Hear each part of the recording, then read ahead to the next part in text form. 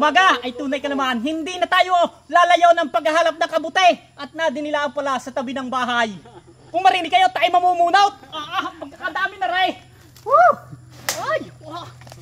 May butong pa butong pang iba. Bungol pa.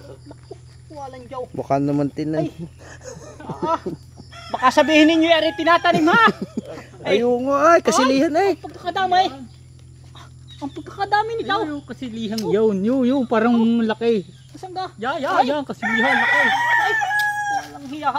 Ay, hindi na kailangan lumayo. Ay, taga ninyo yan.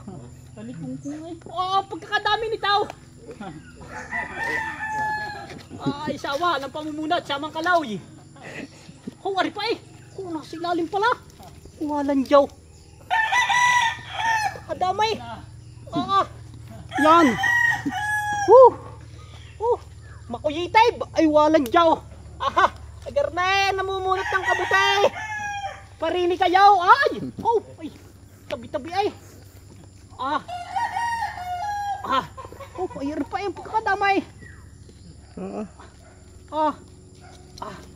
Huwag kang maingay, baka tayo madat na ng iba. Yari pa eh. Yung pala, sa ilalim pala. Kung walang yeraw, maraming sisibol daw. Yung. Ari pa eh, dini pa sa likod. Meron pa dyan sa ilalim na yan, hindi pala nabubuklat. Ari pa eh, tumpok-tumpok. Walang jaw. Ay. Sisibol pa yung buka. Ang lalapad. Ayan. Kayin mo yan at baka meron pa di yan. Sisibulan na rin buka. Hindi mo Yan. kasi yung yeraw. Ay, isang gulayan tao. Nako, yari ang... Nasaan pa ka? Yung nagaw. Tabi po. Ari pala. So guys, ipakikita ko sa inyo. Kung marinig kayo. Ari ho, ipakikita ko. Nako. Ito ho. Ari ho ang gumagawa ng kabute. Dito po nagmumula ang ating kabute.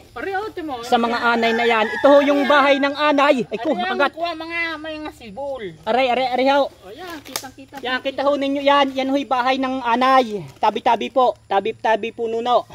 Ito ho, ay kita ninyo yan. Ari hong mga aring-aray na sibol na kabuting yan. Nagmumula ho yan sa anay. Bahay ng anay. Yan, ito. Tabi-tabi po. Ayan, ito ho. Kaya tayo nagkakaroon ng kabute dahil sa anay. Yan ang bahay ng anay, Sila po yung gumagawa ng kaya tumutubo ang kabute dahil po sa anay. Yan. Okay na.